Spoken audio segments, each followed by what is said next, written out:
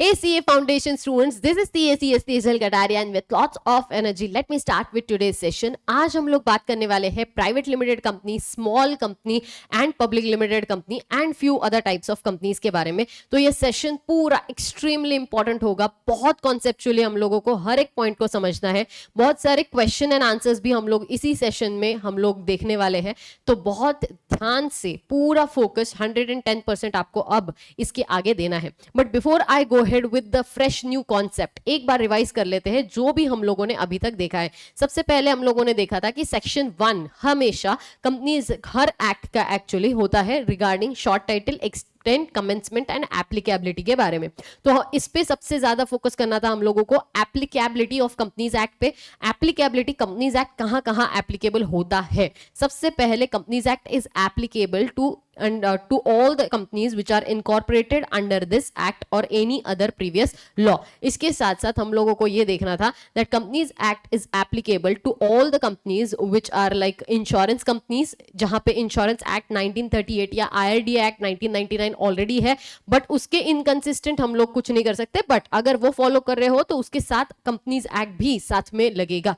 उसके साथ साथ बैंकिंग रेगुलेशन एक्ट के हिसाब से 1949 के हिसाब से जो भी बैंकिंग कंपनीज है उन पे कंपनीज एक्ट लगता है. जो भी electricity generation and supply companies है, जो भी कंपनीज है जिसको स्पेशल बॉडी कॉर्पोरेट को जहां पे स्पेशल एक्ट के अंडर भी इनकॉर्पोरेट किया है एंड स्पेशली सेंट्रल गवर्नमेंट ने बाय नोटिफिकेशन स्पेसिफाई किया होगा. ये सारे टाइप ऑफ कंपनीज जो है, ये सारे टाइप ऑफ कंपनीज पे कंपनीज एक्ट एप्लीकेबल होता है. इसके बाद हम लोगों ने देखा था जो टाइप ऑफ कंपनीज है, उन टाइप ऑफ कंपनीज में on the basis of liability हम लोगों ने देखा था कि 2 कंपनी नहीं 3 कंपनीज थे, बट ये जो 2 थे वो एक्सट्रीमली इंपॉर्टेंट है. तो ये जो 3 तरीके की कंपनीज है on the basis of liability, वो कौन कौन से थे. लायबिलिटी में सबसे पहला कंपनी लिमिटेड बाय शेयर्स, दूसरा company limited by guarantee and unlimited company. तो ये जो company limited by shares and company limited by guarantee था वो बहुत ज्यादा इंपॉर्टेंट था. तो अब सबसे पहले हम लोग बात करते हैं कंपनी लिमिटेड बाय शेयर्स. तो इसका सेक्शन नंबर था सेक्शन नंबर 2 क्लॉज 22 का हिसाब से हम लोग को समझना है कि जहां पे लिखा है कंपनी लिमिटेड बाय शेयर्स का मतलब होता है एक ऐसी कंपनी जहां पे liability of the member is limited. Liability of a member is limited only up to the extent, only up to the value और the extent of the unpaid amount on the shares. मतलब जो भी shares है उसका जो unpaid amount होगा according to memorandum of association, उस हिसाब से जितना भी अनपेड होगा उतना ही लायबिलिटी जाएगा. ये हो गया तुम्हारा पहला पॉइंट. ये जो भी आपका लायबिलिटी है एज अ मेंबर, ये ड्यूरिंग द लाइफ टाइम कभी भी मांग सकते हैं. यहाँ पे शेयर कैपिटल होगा कंपनी के पास. अलोंग विद दैट हम लोगों ने ये देखा था कि यहाँ पे शेयर और ट्रांसफर करने के लिए, मतलब ट्रांसफर ऑफ इंटरेस्ट जो है वो पॉसिबल है.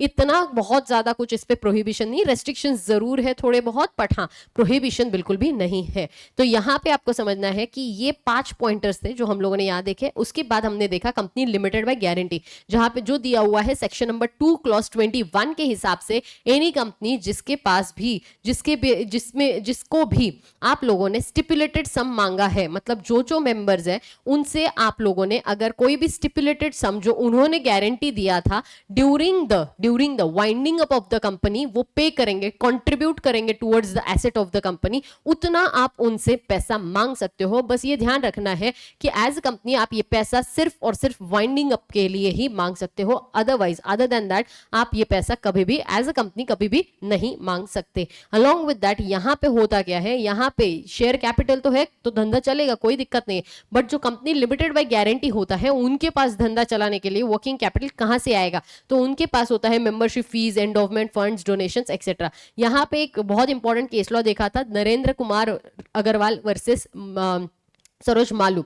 तो ये जो नरेंद्र कुमार अग्रवाल वर्सेस सरोज मालू था, वहां पे बहुत क्लियरली लिखा था जहां पर भी कंपनी लिमिटेड बाय गारंटी होता है वहां पे कुछ स्पेशल प्रिविलेजेस दिए जाते हैं जिसकी वजह से मेंबरशिप का इंटरेस्ट ट्रांसफर करना पॉसिबल नहीं था. ये हम लोगों ने ऑलरेडी देख लिया था. आखिरी था company unlimited company. Company limited by guarantee हुआ, कंपनी लिमिटेड बाय शेयर्स हुआ. अब देख रहे हैं हम लोग unlimited company section number 2 clause 92 के हिसाब से, जहां पर भी हर वो मेंबर जब तक कंपनी का मेंबर है, जब तक वो कंपनी का मेंबर है तब तक उसको लाइबिलिटी पे करनी पड़ेगी, फिर वो कितनी भी हो सकती है, तब तक चलेगी जब तक कंपनी के लाइबिलिटीज को पूरी तरीके से पे ना किया जाए। उसके बाद हम लोगों ने ये देखा था कि कंपनी लिमिटेड बाय गारंटी में अपर लिमिट कुछ भी नहीं है मेंबर्स के लायबिलिटी पे। इसका एक एग्जांपल दिया था तुमको, ठीक है, वो देखना है, बस बात खत्म करो। अगला देखा था on the basis of members में 1% कंपनी, जो कि एक्सट्रीमली इंपॉर्टेंट कॉन्सेप्ट है। यहाँ पे जो भी पर्सन एज अ मेंबर या एज अ नॉमिनी आ रहा है उसके लिए रिक्वायरमेंट क्या था,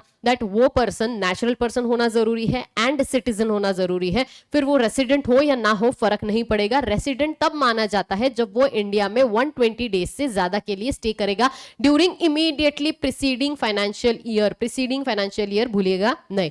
उसके बाद हम लोगों ने देखा था कि दैट 1% कंपनी के केस में 1% कंपनी का जो भी नॉमिनी होता है उसको अगर मेंबर निकालना चाहे तो निकाल सकता है बाय गिविंग नोटिस, वो जाना चाहे छोड़ के तब भी जा सकता है, कोई दिक्कत नहीं है। जो भी 1% कंपनी बनेगा वो 1% कंपनी किसी दूसरी कंपनी के, किसी दूसरी बॉडी कॉर्पोरेट के सिक्योरिटीज में इन्वेस्ट नहीं कर सकता। हमने इसीलिए एक इंटरप्रिटेशन निकाला था that 1% company can not become the holding company also and can not become the subsidiary company also. उसके बाद हम लोगों ने ये देखा था कि 1% कंपनी जो होता है according to section number 31C के हिसाब से 1% company is a private limited company. ये ऑलरेडी हम लोगों ने देख लिया। इसके साथ साथ जो 1% कंपनी होता है क्या वो सेक्शन 8 में कन्वर्ट होगा? नहीं। क्या वो पब्लिक लिमिटेड, प्राइवेट लिमिटेड में कन्वर्ट हो सकता है? हाँ, अगर कुछ रेस्ट्रिक्शंस पूरे किए जाए तो। 1% कंपनी जो होता है क्या वो NBFC activities, non banking financial activities का मतलब ये है कि it is as good as providing all the banking facilities लेकिन विथ सर्टन रेस्ट्रिक्शंस। मतलब इनको बैंकिंग को जिस तरीके से बैंकिंग कंपनीज को लाइसेंस मिलता है वैसा पूरा लाइसेंस बैंकिंग का उनको नहीं मिलता है। वो कंपनीज होती है एनबीएफसी कंपनीज। एनबीएफसी एक्टिविटीज कभी भी 1% कंपनी नहीं कर सकता।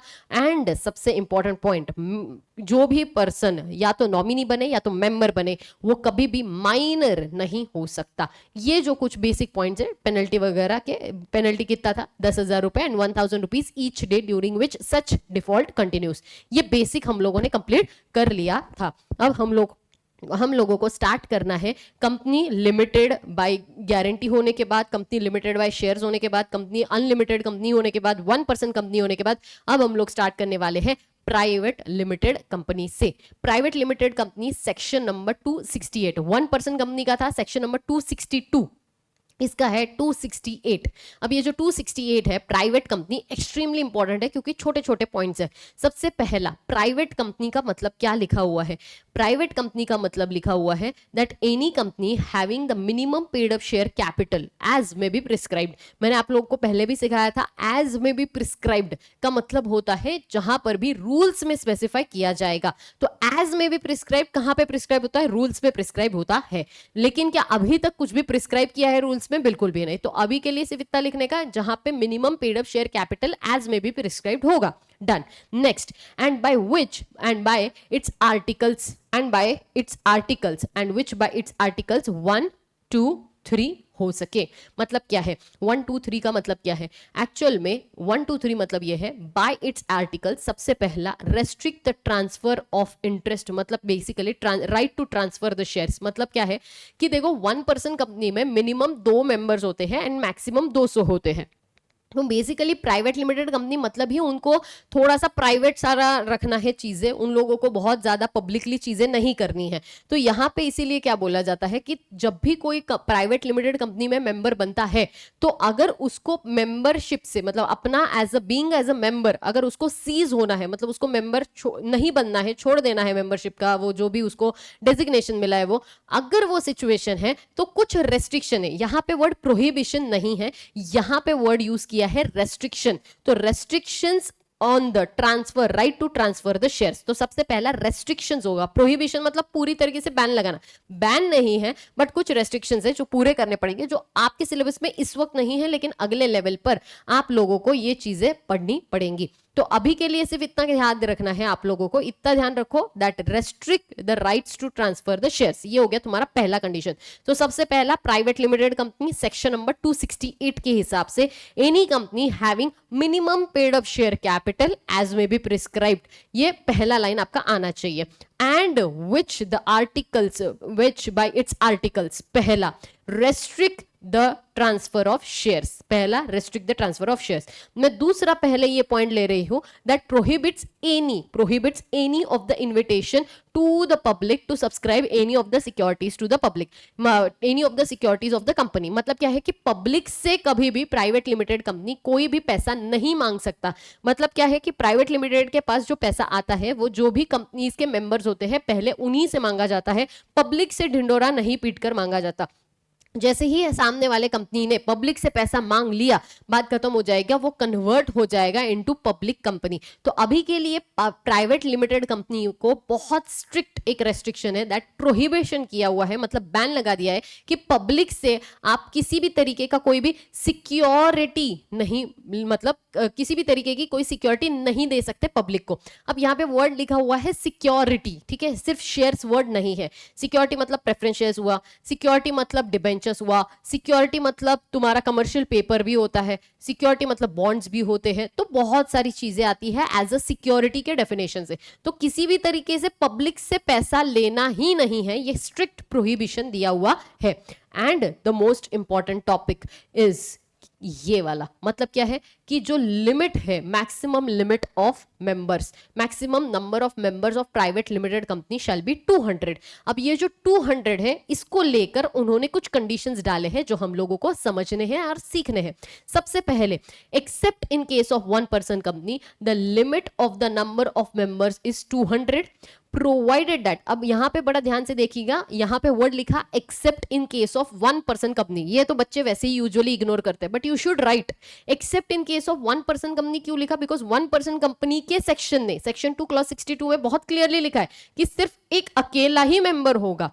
तो अब एक अकेला मेंबर होगा, अगर वो ऑलरेडी बोल रहा है तो तुम यहां पे ये स्पेसिफिकली मेंशन करना इसीलिए भी जरूरी है ये सेक्शन ने, बिकॉज सेक्शन नंबर 31C के हिसाब से every 1 person company is a private limited company. तो प्राइवेट लिमिटेड का मैक्सिमम का लिमिट तो 200 है, तो उस हिसाब से 1 पर्सन कंपनी को भी ये प्रोविजन लगना चाहिए था, लेकिन ये प्रोविजन नहीं लगता है। क्यों? क्योंकि वहां पे लिखा है एक अकेला मेंबर है। इसलिए यहां पे शुरुआत कैसे की, accept in case of 1 person company the maximum limit of members is 200। But ये 200 को काउंट करने का जो फॉर्मूला है या जो उन्होंने जो मेन बेस दिया हुआ है, ये एक्सट्रीमली इंपॉर्टेंट है। यहां पे पूरा कंफ्यूजन होने के चांसेस होते हैं, तो पूरा ध्यान से देखिएगा। Provided that where 2 or more person holds the 1 or more shares in the company jointly, they shall be for the purpose of this clause shall be treated as single member। मतलब क्या है कि एक शेयर कैपिटल है, assume करते हैं कि ये शेयर्स है, ठीक है, ये अज्यूम करो कि ये शेयर्स है।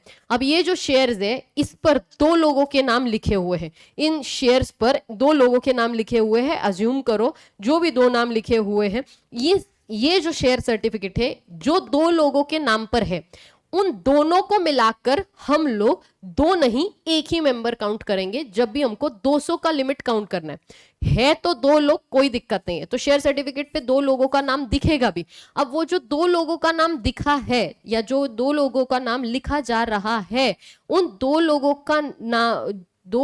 के नाम में आपको यह समझना है for the purpose of this clause मतलब सेक्शन नंबर 268 के हिसाब से हम उन 2 लोगों को एक ही मानेंगे। क्यों? क्योंकि दिस क्लॉज मतलब 200 के काउंट में हम लोग एक ही मानेंगे। बाकी सारी चीजों में भले ही हम लोग उसको 2 मान ले, मतलब 2 जिसमें एक जान हम लोगों को मानना है for the purpose of this clause. ये पहला तो समझ लो। कब मानेंगे? जब ज्वाइंटली 2 या उससे ज्यादा लोग कोई भी शेयर्स को होल्ड कर रहे हैं। प्रोवाइडेड फर्दर दैट, जब भी आपको वर्ड मिले provided that, provided further that, इसका मतलब वो कंडीशन या एक्सेप्शंस डालना चाहता है। तो प्रोवाइडेड फर्दर दैट, क्या प्रोवाइडेड फर्दर दैट?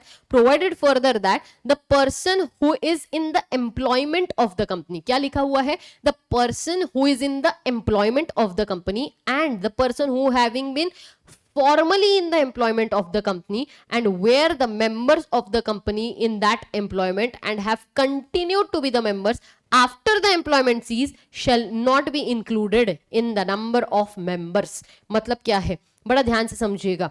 एक तो वो पर्सन जो कि प्रेजेंट एम्प्लॉय है, द पर्सन हु आर लिखा हुआ है, तो हु आर का मतलब ये है कि ये प्रेजेंट एम्प्लॉय है। ये क्या है? प्रेजेंट एम्प्लॉय है, तो प्रेजेंट एम्प्लॉय को नहीं लेना है।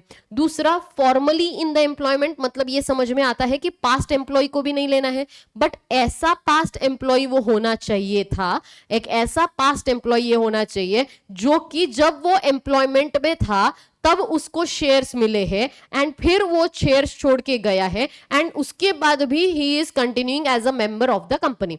तो आप बोलोगे कि मैम थोड़ा सा ट्रिकी हो रहा है, समझना ये ढंग से, तो ढंग से समझो। जब भी हम लोग एम्प्लॉय की बात करेंगे तो एम्प्लॉय को 200 के लिमिट में कब नहीं लेना है? सबसे पहला, अगर आप प्रेजेंट एम्प्लॉय है, प्रेजेंट एम्प्लॉय मतलब क्या है? Who are in the employment of the company, simple है, इजी है, ठीक है। And who were formally being the part of the company, मतलब एज अ एम्प्लॉय। तो फॉर्मल एम्प्लॉय मतलब क्या है? कि पास्ट एम्प्लॉय है। दूसरा पॉइंट, फॉर्मल एम्प्लॉय के साथ साथ वाइल ड्यूरिंग दैट एम्प्लॉयमेंट उन लोगों को कंपनीज ने शेयर्स दिए हुए हैं। अब ये जब शेयर्स दिए हैं, ये शेयर्स तो दिए हैं एंड शेयर्स देने के बाद वो एम्प्लॉयमेंट को सीज कर देते हैं, एम्प्लॉयमेंट को सीज करते हैं, तभी तो वो अपने पास्ट बनेंगे ना। पास्ट बनने के लिए बाहर निकालना जरूरी है। किसी भी व्यक्ति को अगर आपका पास्ट बनाना है तो उनको आपके लाइफ से निकालना जरूरी है, तो इन्होंने भी एम्प्लॉय या वो खुद चले जाना जरूरी है, तो यहाँ पे एम्प्लॉयमेंट सीज हो चुका है। लेकिन वो जो है वो अभी भी मेंबर बाकी है, वो लोगों ने शेयर्स को सेल नहीं किया है, अभी भी मेंबर बाकी है का मतलब है शेयर सेल नहीं किए हैं। तो पास्ट एम्प्लॉय है, शेयर्स भी है एंड एम्प्लॉयमेंट से चले गए लेकिन शेयर्स सेल नहीं किए हैं। तो ऐसे जो एम्प्लॉयज होंगे जो ये पूरे चारों कंडीशंस को, चारों इस टाइमलाइन से चले जाएंगे, उन एम्प्लॉयज को भी हम 200 के डेफिनेशंस में नहीं लेंगे। अब ये जो क्वेश्चन था या ये जो प्रोविजन है, इस प्रोविजन को लेके बहुत सारे स्टूडेंट के मन में अभी भी सवाल है, तो इसीलिए 2 क्वेश्चंस या 3 क्वेश्चंस हम लोग करेंगे। सबसे पहला क्वेश्चन है जो कि मैं आप लोगों के सामने रखना चाहती हूं, जो कि होगा रिगार्डिंग ये जो जॉइंटली होल्ड पे है, यानी कि क्या, जब भी कोई person, 2 or more person holds 1 or more of the shares jointly, then 2 or more person को हम लोगों को एक कंसिडर करना है। तो इस प्रोविजन को लेके मैं पहला सवाल आप लोगों के सामने रखती हूँ। ये काफी फेमस सवाल है, ये काफी फेमस सवाल है। यहां पे आपको बताना है कि क्या ये प्राइवेट कंपनी है या नहीं है। तो सवाल देखिए क्या लिखा हुआ है कि एक्स लिमिटेड है, जो कि एक X limited was registered as a public company, ठीक है, एक पब्लिक कंपनी करके रजिस्टर हुआ है एक्स लिमिटेड। तो यहां पे मैं लिख देती हूँ एक्स लिमिटेड जो है वो एक kind of a public company है। तो एक पब्लिक कंपनी एक्स लिमिटेड को देर आर 215 मेंबर्स। तो इस कंपनी में कितने मेंबर्स है? टोटल 215 है। डायरेक्टर्स है जिसमें से 190, एम्प्लॉइज है 10, एक्स एम्प्लॉइज है, shares were allotted when they were in the employment 5 है, वो 5 कपल्स है, यानी कि टोटल 10 लोग है, एंड अदर्स है 5, टोटल भले ही 2 जिस्म के हिसाब से 10 लोग है, एक जान के हिसाब से 5 ही है, अदर्स है 5। And the board of directors of the company proposes to convert this company into private company, इसको प्राइवेट लिमिटेड कंपनी में कन्वर्ट करने का प्रपोजल रखा गया है। तो अब आप बताएंगे 215 जो लिमिट है, क्या वो 215 से हम लोगों को कन्वर्ट करने के लिए नंबर ऑफ मेंबर्स को रिड्यूस करने की जरूरत है या नहीं है 200 तक? Why? Because maximum number of members जो बताए गए हैं लॉ के हिसाब से वो 200 ही है। अब 215 अगर है तो तुम प्राइवेट कंपनी का मैक्सिमम वाला वैसे ही लिमिट क्रॉस कर रहे हो, तो इसलिए तुम नहीं आओगे। बट ये 215 जब कैलकुलेट हो रहा है तो according to private limited company का जो 200 का डेफिनेशन है या 200 का जो प्रोविजन है, उसको लेके कुछ कंडीशंस है, उन कंडीशंस को पूरा करके 200 अपने को चाहिए। तो 215 से 200 तक का जो सफर है पहले हम लोगों को वो समझना पड़ेगा। तो यहां पे दिया गया है, डायरेक्टर्स दिए हुए हैं, रिलेटिव्स दिए 190, क्या वो कंसिडर होंगे? हाँ, कोई दिक्कत ही नहीं है। अगला दिया हुआ है एम्प्लॉइज। अब ये जो एम्प्लॉइज है ये है करंट एम्प्लॉय और प्रेजेंट एम्प्लॉय। तो यहाँ पे बहुत क्लियरली लिखा है दैट 200 की लिमिट में the employees who are the present employ of the company, who are in the employment of the company, उनको 200 की लिमिट में लेना ही नहीं है। तो क्या ये जो 10 दिए हुए हैं ये 10 इंक्लूड होंगे क्या? नहीं होंगे। तो अभी हम लोगों ने क्या क्या इंक्लूड किया है? हम लोगों ने ये 215 में सबसे पहले इंक्लूड किया 190 मेंबर्स को। 190 के बाद क्या 10 को इंक्लूड करना है क्या? बिल्कुल भी नहीं करना है। क्यों? क्योंकि वो प्रेजेंट एम्प्लॉय है। उसके बाद एक्स एम्प्लॉइज है जो कि एम्प्लॉयमेंट में है। इसका मतलब ये 5 लोग भी जो कि एम्प्लॉयमेंट में नहीं है लेकिन उनको जब वो एम्प्लॉयमेंट में थे तब शेयर्स दिए गए थे, तो ऐसे एक्स एम्प्लॉइज को भी इंक्लूड नहीं करते अपन। आगे देखेंगे, आगे लिखा है 5 कपल्स है। 5 कपल्स है मतलब मैक्सिमम अपन 5 ही पकड़ेंगे, 10 लोग भले ही हो। इसके अलावा द बोर्ड ऑफ अदर्स है 5, अदर्स है और 5, तो एग्जैक्ट कितने हैं? एग्जैक्ट 200 लोग हैं। तो आपको यह समझाना है कि क्या अब एग्जैक्ट 200 पे अगर मैक्सिमम नंबर ऑफ मेंबर्स आकर रुके हैं तो आप बताएंगे कि क्या प्राइवेट लिमिटेड में कन्वर्ट करने के लिए क्या उनको और रिडक्शन करने की जरूरत है या नहीं है? यह सवाल होना चाहिए।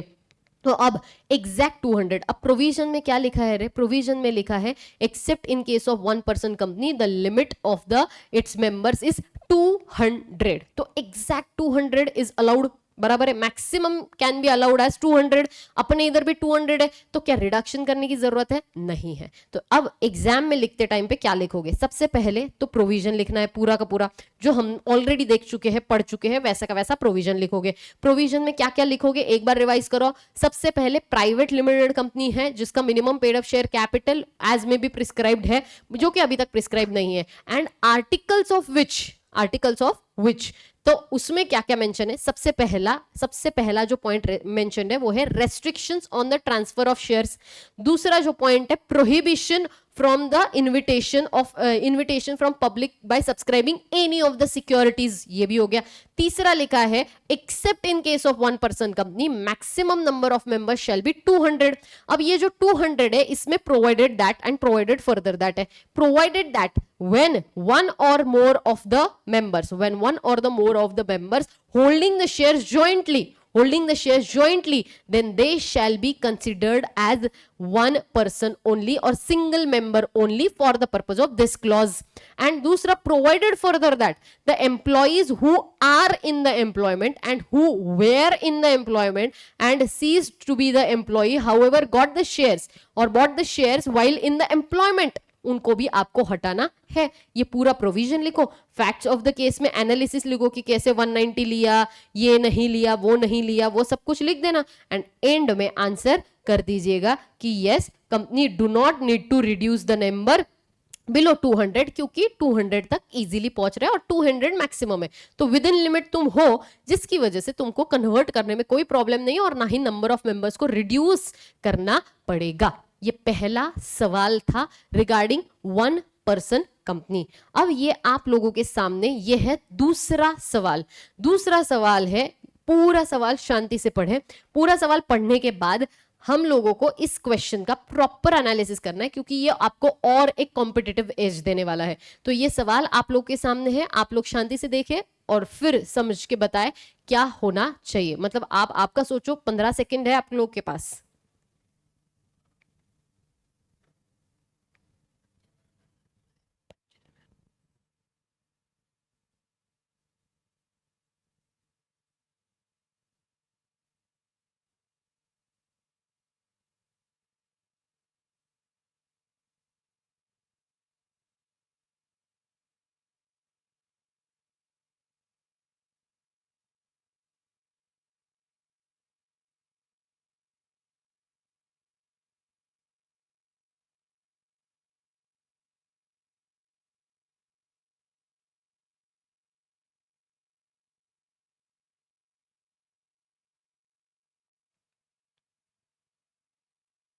डन, क्लियर है? क्वेश्चन समझ आया क्या क्या हुआ है? कितने सारे स्टूडेंट्स ने सिर्फ क्वेश्चन पढ़ा? क्या आप लोगों ने क्वेश्चन पढ़ते टाइम पे पेन पेपर लेके सामने टाइमलाइन ड्रॉ किया, नहीं किया, या सिर्फ सारे के सारे कैलकुलेशंस हवा में ही चल रहे हैं? क्या लिखा है देखा क्या आप लोगों ने? इस टाइमलाइन के हिसाब से क्या क्या हो रहा था? सबसे पहले एम्प्लॉयमेंट स्टार्ट किया है कुछ एम्प्लॉयज ने। कब से स्टार्ट क्या कंपनी का नाम है? Jagannath oil limited is a public company. पहली बात तो कंपनी का नाम क्या है? जगन्नाथ ऑयल लिमिटेड है, मतलब पब्लिक कंपनी है, ठीक है, public company and having 220 members, 220 members है, of which 25 members were the employ. अब ये 220 में 25 मेंबर्स क्या है? एम्प्लॉइज है, of which 25 members were the employ during the period. कौन सा पीरियड है? 1 अप्रैल 2006 से लेके 2016, 28 जून 2016 तक।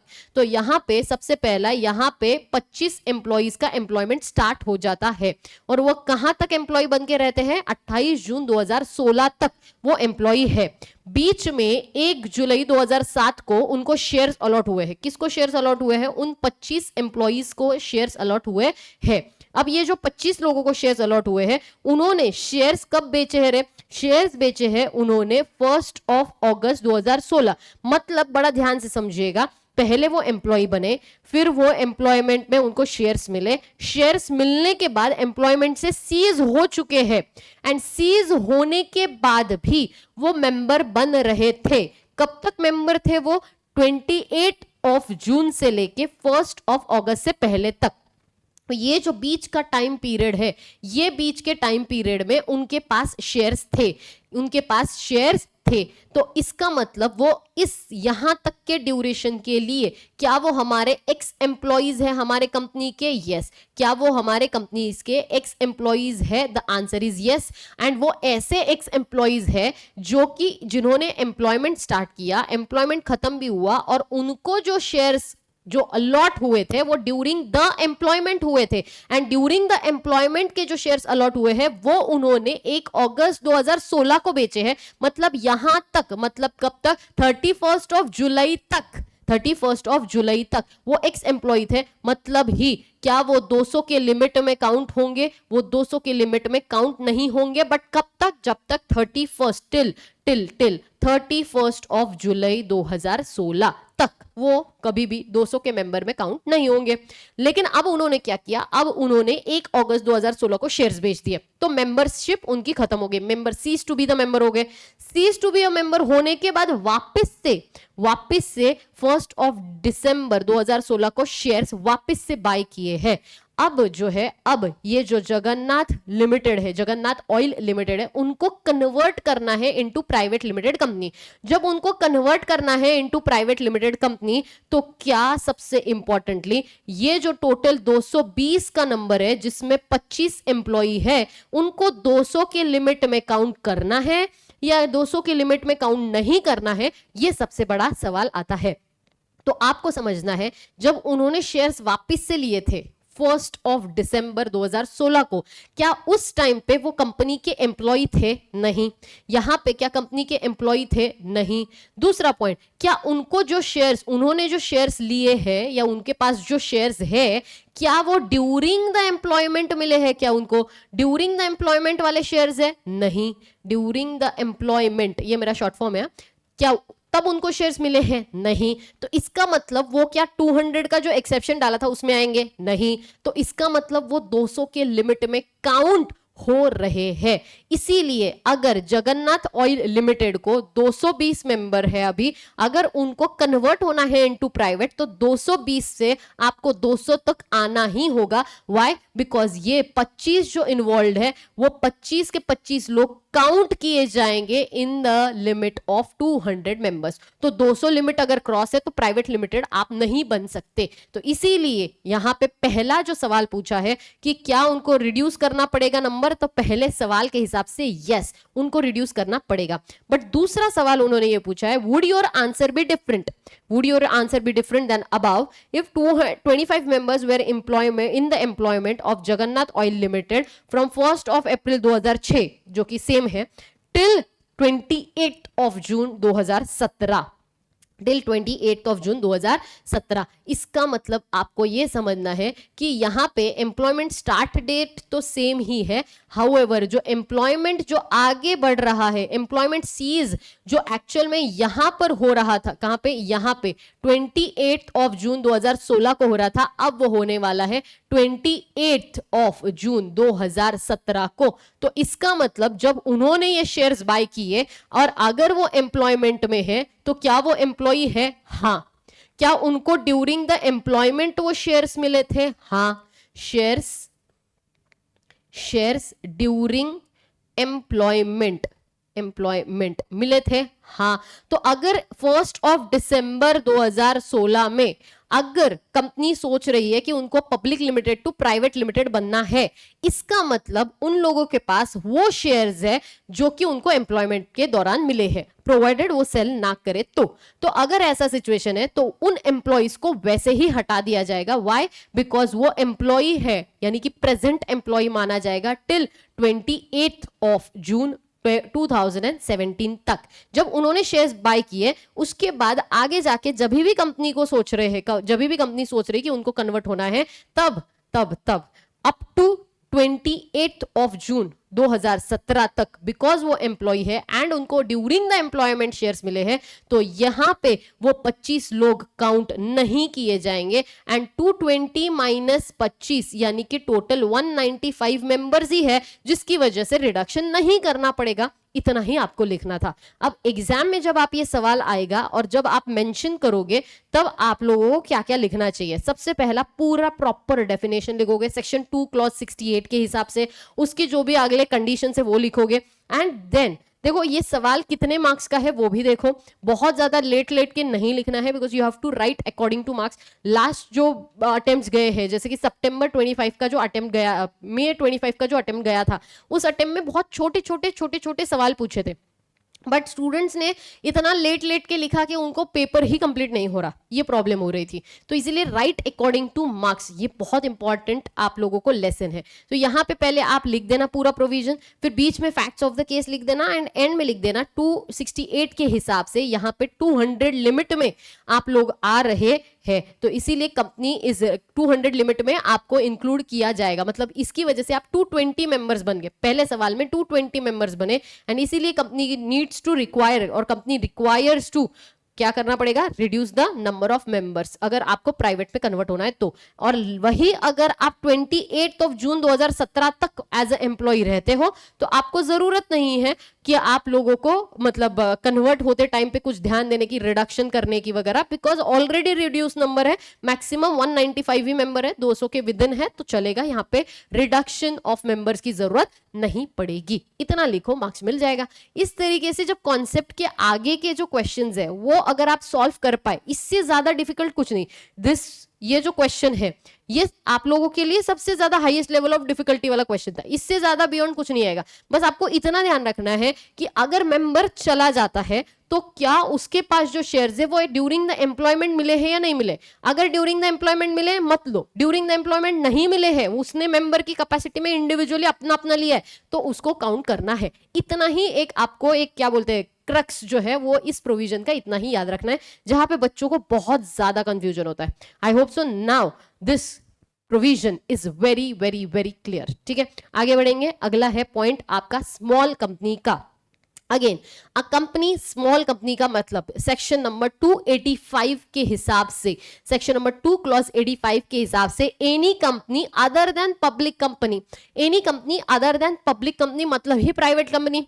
तो आपको और एक प्राइवेट कंपनी मिली, small company is also considered as a private limited company only. हर स्मॉल कंपनी प्राइवेट लिमिटेड ही होती है, because the word is other than public company. Ignore नहीं करना है इस वर्ड को, बहुत सारे बच्चे इग्नोर कर देते हैं, बिल्कुल नहीं।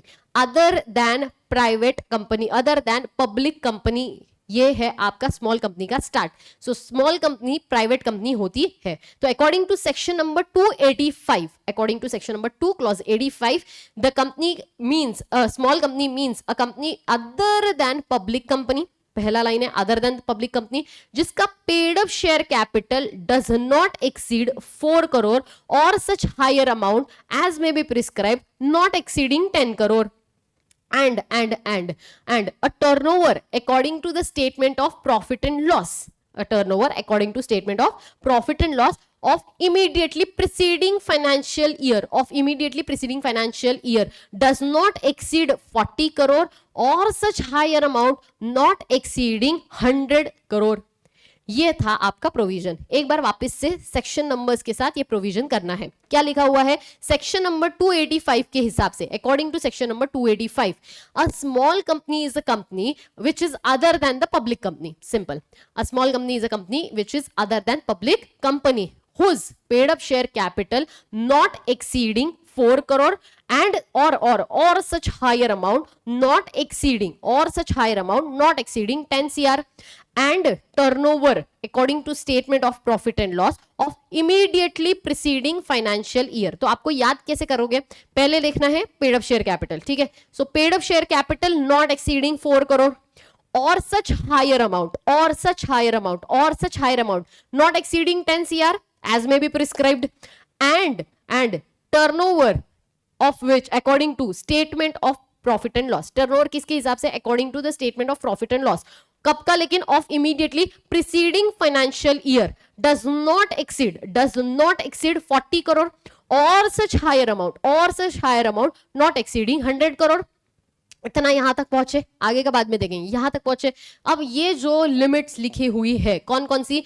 4, 40 एंड 10 एंड 100। अब ये लिमिट्स है क्या क्या, वो ध्यान से समझिएगा। ये जो लिमिट्स है ये एज में बी प्रिस्क्राइब्ड वाले वर्ड की वजह से बड़ा खतरनाक है। ध्यान से, एज में बी प्रिस्क्राइब्ड होता क्या है कि देखो, एज में प्रिस्क्राइब मतलब रूल्स में प्रिस्क्राइब होता है। तो हुआ ये है कि देखो, सेक्शन ने एक अथॉरिटी दी है रूल को, कि देख सेक्शन अमेंड करने के लिए बहुत टाइम चला जाएगा क्योंकि लंबा प्रोसेस है।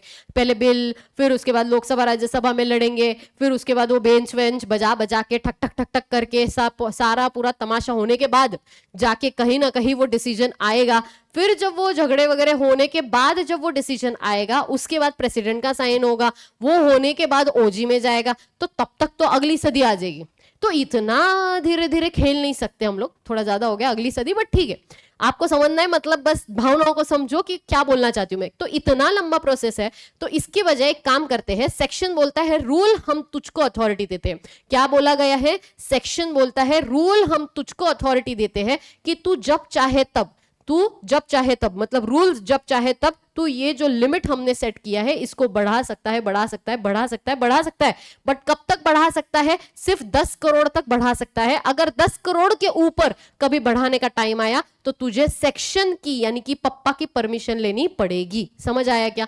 तो यहां पे आपको समझना है कि बढ़ा के कि कितना बढ़ाओगे उस पर रूल्स को लेकर रेस्ट्रिक्शंस डाला है। देखो, सेक्शन जो है वो रूल को पावर तो दे रहा है बट विथ रेस्ट्रिक्शन कि तू इधर तक ही औकात रख, उसके ऊपर अगर बढ़ाना ना मुझसे पूछना पड़ेगा, तब जाके वो लिमिट बढ़ेगा। कल जाके अगर ऐसा कोई प्रोविजन लाना है कि ऐसी कंपनी जिसका कंट्रीब्यूशन 5 करोड़, यहाँ पे 10 करोड़ मैक्सिमम है, 15 करोड़ के ऊपर नहीं जाना चाहिए, वो कंपनी स्मॉल कंपनी होगी। अभी 15 करोड़ 10 में तो बैठेगा नहीं, मतलब रूल की पावर खत्म हो जाती है 10 तक। 10 के आगे अगर जाना है तो सेक्शन को ही अमेंड करना पड़ेगा आपको। 10 के ऊपर अगर जाना है तो 10 तक सिर्फ रूल रातों रात बदल सकते हैं, गवर्नमेंट आएगा, नया नोटिफिकेशन आएगा, बात खत्म हो जाएगी। बात समझ आई? एंड टर्नओवर के केस में क्या लिखा है? 40 करोड़ एंड आगे लिखा है 100 करोड़। तो 40 करोड़ सेक्शन ने लिमिट सेट करके दे दिया आपको। एक्चुअल में वो रूल नहीं किया है क्योंकि रूल अमेंड होते गए हैं, तो जो भी पुराने प्रोविजंस है वो मैं नहीं बताना चाहती क्योंकि फिर कंफ्यूजन क्रिएट होगा। तो इसीलिए अभी सिर्फ समझो कि आपको बस इतना समझना है कि 40 करोड़ अभी दिया हुआ लिमिट है एंड कल जाके बढ़ा के ये 100 करोड़ तक जा सकता है। ये हो गया तुम्हारा पहला अंडरस्टैंडिंग का पॉइंट। अब दूसरा अंडरस्टैंडिंग का पॉइंट है, ये जो पेड अप शेयर कैपिटल है, ये पेड अप शेयर कैपिटल आपको देखना है करंट ईयर का। क्यों? क्योंकि मेंशन नहीं है कुछ भी। लेकिन जो टर्नओवर है, टर्नओवर आपको देखना है इमीडिएटली प्रीसीडिंग फाइनेंशियल ईयर का। समझ में आता है? टर्नओवर अगर देखना है तो पिछले साल का देखो, मतलब इस साल के लिए अगर मुझे बात करनी है, अगर if I talk about 25-26 financial year, तो आपको ये स्मॉल कंपनी 25-26 में है या नहीं है, इसके लिए आपको पेड अप शेयर कैपिटल 25-26 का ही देखना है। लेकिन जो कंट्रीब्यूशन होगा या यू कैन से कंट्रीब्यूशन की बजाय एक्चुअली कंट्रीब्यूशन वर्ड एलएलपी में आता है, जो भी टर्नओवर होगा, वो जो टर्नओवर है वो आएगा 24-25 का। तो 24-25 का जो टर्नओवर है वो आपका कभी भी 40 के ऊपर नहीं जाना चाहिए, एंड जो 25-26 का जो पेड अप शेयर कैपिटल है वो आपका 4 करोड़ को क्रॉस नहीं करना चाहिए, तब जाके 25-26 में आप उसको स्मॉल कंपनी का इज्जत दोगे। यहां तक पहुंचे। अब इसका एक दो क्वेश्चंस करेंगे ताकि आपको थोड़ा और क्लैरिटी आए, आपको समझे, क्योंकि ये जब क्वेश्चन से सॉल्व होते हैं थोड़ा और ज्यादा अच्छे से क्लैरिटी आता है। तो सबसे पहला सवाल अभी ऑन द स्पॉट क्रिएट होगा, ऐसा कोई डिसाइडेड नहीं है क्वेश्चन, जो मन में आएगा वो अमाउंट डालेंगे, ठीक है। सबसे पहले तो मैं बात करने वाली हूं पेड अप शेयर कैपिटल पे और दूसरा आएगा टर्नओवर पे। पहला पॉइंट आपको समझना है एंड है, दूसरा पॉइंट आपको समझना है ये 4 करोड़ का लिमिट सेट है आज और ये 40 करोड़ का, मतलब 4 करोड़ के ऊपर पेड अप शेयर कैपिटल में नहीं जाने हैं एंड 40 के ऊपर टर्नओवर में नहीं जाना है। ये करंट ईयर का है, ये during immediately preceding financial year का है। यहां तक आप पहुंच गए। अब अगर मुझे डिसाइड करना है कि यार 2025-26 में 2025-26 में, या अभी चल रही है तो मैं डाल देती हूँ 2024-25 में, 2024-25 का स्टेटस डिसाइड करना है मुझे XYZ प्राइवेट लिमिटेड कंपनी का, ठीक है। XYZ प्राइवेट लिमिटेड कंपनी है जो कि जिसका मुझे 24-25 का स्टेटस देखना है कि क्या वो स्मॉल है या नहीं है। तो 23-24 में क्या हुआ था ना, 23-24 में इसी कंपनी का जो पेड अप शेयर कैपिटल है, पेड अप शेयर कैपिटल था 2 करोड़ का, जो बढ़कर हुआ है 3 करोड़ रुपए, ठीक है। एंड ये 2 करोड़ से 3 करोड़ हुआ, एंड जो टर्नओवर था ना, टर्नओवर था वो था 30 करोड़ का, जो कि बढ़कर हुआ है अभी 35 करोड़ रुपए, ठीक है। कितना हुआ है? 35 करोड़ हुआ है। इसके बाद जब 2025-26 की बारी आई, अज्यूम करना है 2025-26 का आ चुका है, पूरा खत्म हो चुका है, ऐसा अज्यूम करो 2 मिनट के लिए।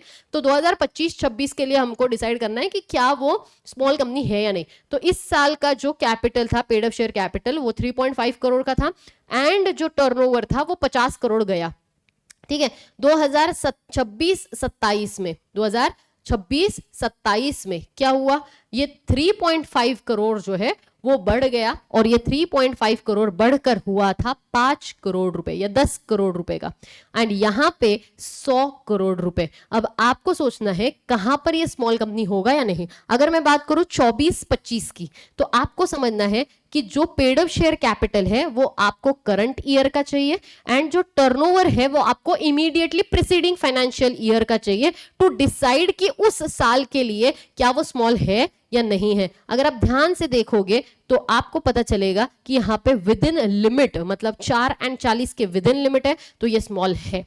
दूसरा सिचुएशन जहां पे 25-26 में 3.5 करोड़ था और यहाँ पे 35 करोड़ था, तो क्या यहाँ पे स्मॉल कंपनी है? हाँ है, कोई दिक्कत ही नहीं है। अगले साल चलते हैं। अगला साल है 26-27 को था 10 करोड़ एंड यहाँ पे था 50 करोड़। तो अब जो 26-27 का साल है, क्या वहां पर ये स्मॉल कंपनी है या नहीं है, ये आपको डिसाइड करना है। अब बहुत सारे स्टूडेंट्स इधर क्या गड़बड़ करते हैं कि उनको पता है 4 और 40 का लिमिट है, ठीक है, लेकिन 4 और 40 के साथ साथ 10 और 100 करोड़ का भी लिमिट है।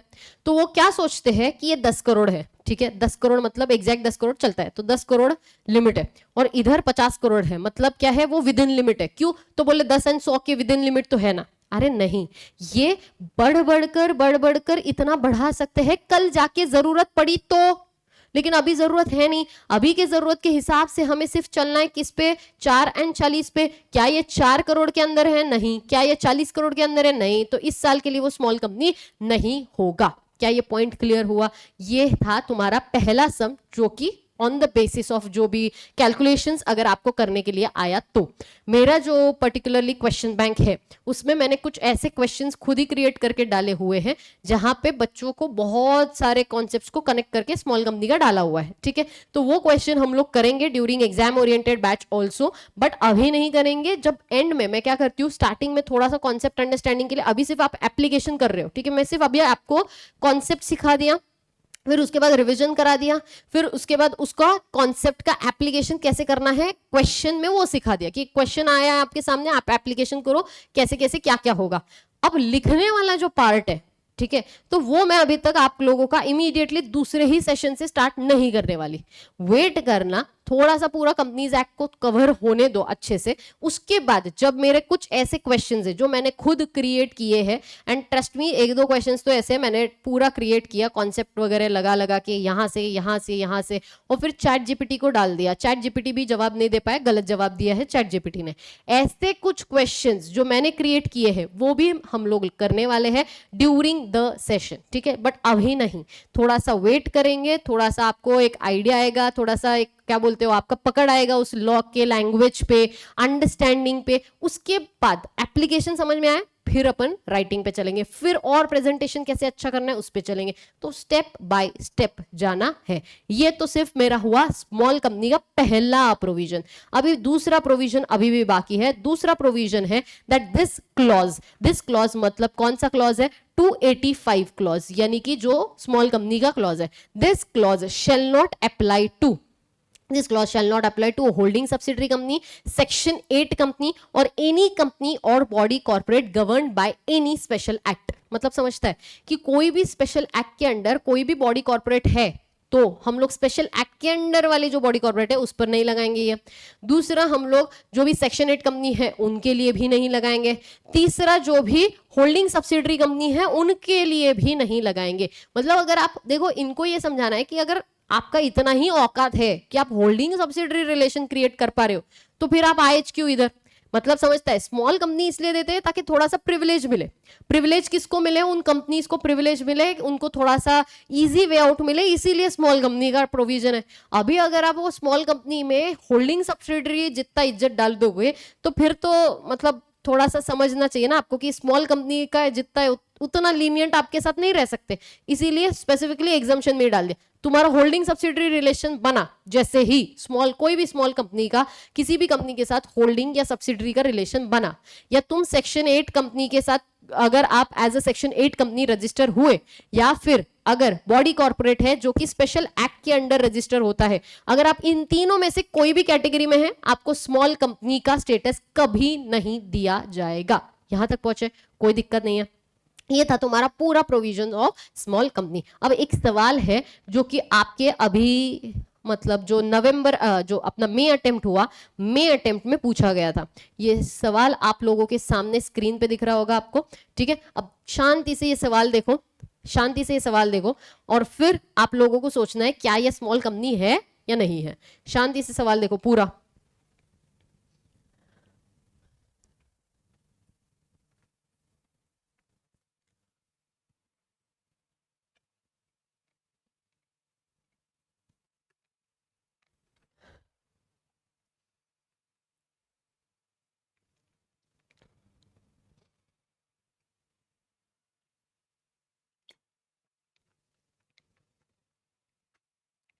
पढ़ लिया?